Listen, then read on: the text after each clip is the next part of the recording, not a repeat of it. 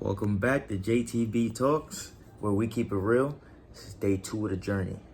Day 2, ladies and gentlemen. Day 2. Today's topic of discussion: were the villains really villains? Were the villains really villains? Now, as a kid, you grow up and you're taught, superheroes are good, villains are bad, this, that, and the third. Now, don't get me wrong. Some villains are truly, bad or evil, however you guys want to call it. But that's the, as a kid, that's what we're wired to think. That's what we're, that's what we're built to that's what's imported in our brains, that villains are bad. That's what they tell us, right? But what if I told you some villains aren't really bad and they have a purpose, they're just misunderstood? And you may be that villain. You may be that villain. You may be the misunderstood individual that everybody thinks is evil, or they misunderstand you, so you're portrayed as another way, or whatever the concept may be. Now, in this video, I have a couple examples here. First example I'm gonna use is Joker. Joker, we were all taught that he was evil. He's a bad guy. He did a lot of bad things. He killed Batman's parents. Right, so we all just led with it. Joker's a bad guy. I would never want to be the Joker. This, that, and the third. But fast forward now, right? The Joker movie that came out in 2019, we got to see the full story of the Joker. His mom told him all his whole life to basically be happy and not be a slave for the other person, but smile, or in a way, yes, be a slave for the other person. The terminology may be wrong, but that's how it was viewed. That's what his mother, always portrayed them. Let me see. Get a little more light in here. Okay, I might have to move this. Okay. Right. This is day 2 of the journey. Everything ain't gonna be perfect. I'm still working on some things, lighting, whatever. But that's not what you guys came here for. What you came here for, the villains, right? So, Joker's mom told him, to be happy all his life, whatnot, do things for other people, and his mom was dying. He had a gig as a clown, whatnot. And he worked for Wayne Enterprises. And allegedly, he had... I'm mixing up my words. His mom worked for Wayne Enterprises. And allegedly, they had an affair. And also allegedly, Joker, Batman's dad, is also Joker's dad, right? Now, I haven't read comics or any of that. I'm going based off the movies I've seen. But if I do have some time to look at comics or whatnot, I will definitely look into it. But based on the movie, that's what happened. They had an affair, and they had Joker as a kid. And Joker, Joker was the kid. So, fast forward, she knows she's dying, and she's sending letters to Wayne and telling him to basically, help her. She's dying. Help me, She worked for them for years, whatnot, and I guess she wanted her due diligence. Now, Mr. Wayne was too busy running for mayor, and he never got back to them. Now, during this time in the movie, the poor were the poor, and the rich were the rich. But, they were cocky rich, and they didn't have no sympathy for the poor. So, yeah. They didn't have any sympathy for the poor, right? So, I use quotation marks because that's a video that'll come later down the line. Wealthy, poor, rich. It'll come later down the line. But anywho. And basically, the poor didn't like the way they was being treated. They felt like they weren't cared about. And So there's riots going on. This guy's running for mayor. He's trying to fix Gotham, right? Okay, so now we're gonna fast forward. We're gonna fast forward.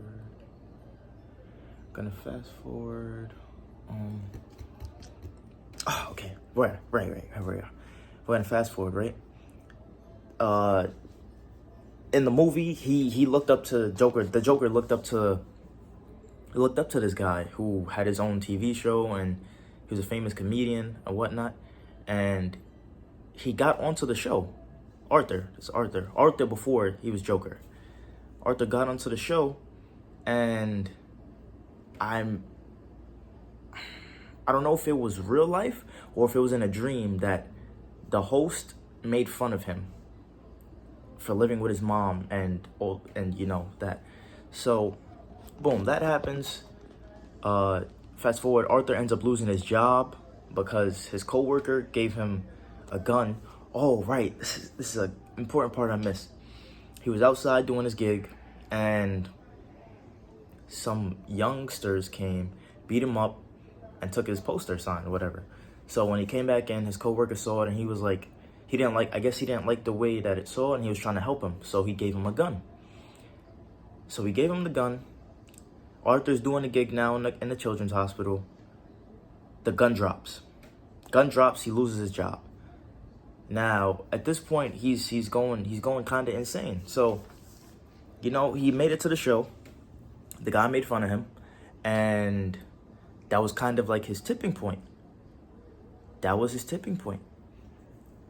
He gets on the train. These rich guys who work for Wayne Enterprises are harassing him. But he also has this laughing condition. So he had the laughing condition while these rich guys are harassing a female. He's laughing, and I don't know.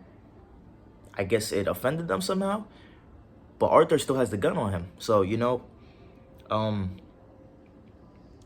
he shoots the three guys. We're just gonna fast forward.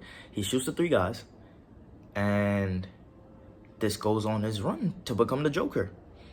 But the reason why he had people behind him was because the Joker was like them. He was oppressed his whole life. And he finally realized the switch flipped. The switch flipped, and he started to fight back. And he had the poor people behind him, rallying behind him. Everybody chanting Joker. And unfortunately, in all the madness, somebody with a Joker mask killed, you know, Batman's parents, whatnot. That happens, you know, rest is history. Now, the next villain I'm gonna get into is Thanos. The big purple guy. Thanos, when I first saw Thanos and I first saw the Endgame movie, I was like, damn, this guy's bad. He came out of nowhere. He beat up the Hulk. Hulk is essentially one of the strongest Avengers. He beat up the Hulk. And I don't think Thor had his hammer at the time. But he basically beat Asgard on his own.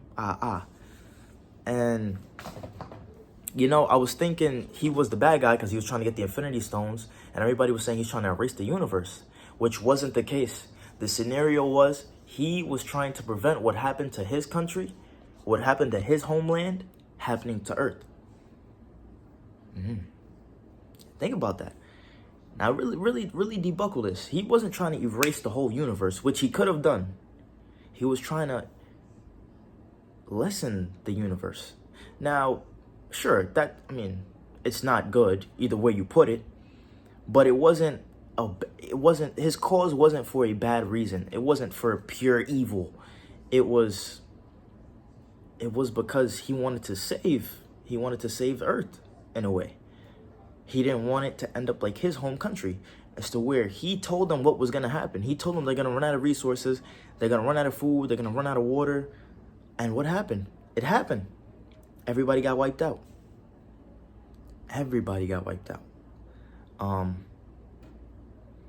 So fast forward, Thanos goes on this. He goes on this. He goes on this quest to basically, he feels this is his purpose, and he needs to fulfill it.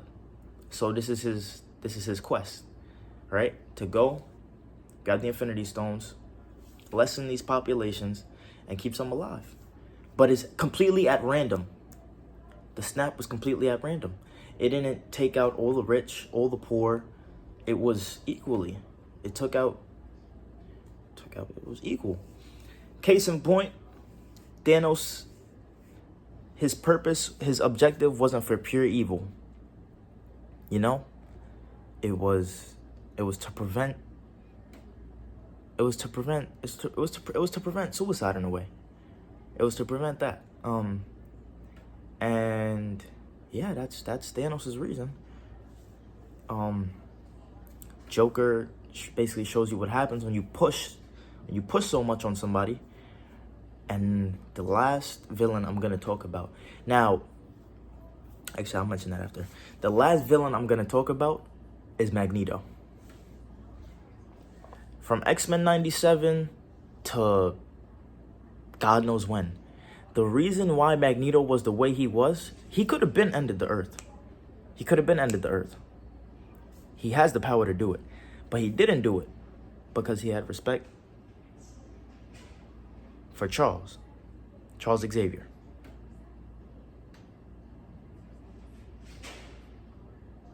All right, so because he had respect for him, he didn't do it.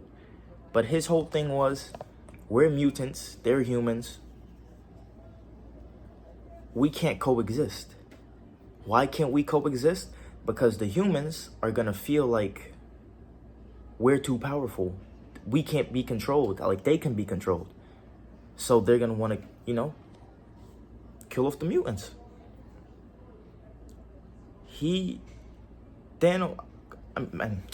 Magneto could have been ended the Earth. And in X-Men 97, when Charles Xavier died, even though, for those of you who didn't watch X-Men 97, this is going to be a spoiler. Charles Xavier didn't die. He went somewhere else in space. But anywho, he took over the X-Men, and even when they put him on trial, there was a mercenary who was sent to kill Magneto with a very powerful weapon to take out his mutant abilities. The weapon didn't hit him, and it hit Storm. And Magneto went off. He could have killed them all like this, but he took them up, and he was like, because I have respect for Charles Xavier, I won't do what I would have done, which is off them, right? And you got to look at the bigger picture here. It wasn't for evil intent. There's no real evil intent, like somebody like Frieza. Frieza's pure evil, okay? Frieza's pure evil. But yeah, so his thing was, he was misunderstood. Just like the Joker. Joker was misunderstood. And Thanos was also misunderstood.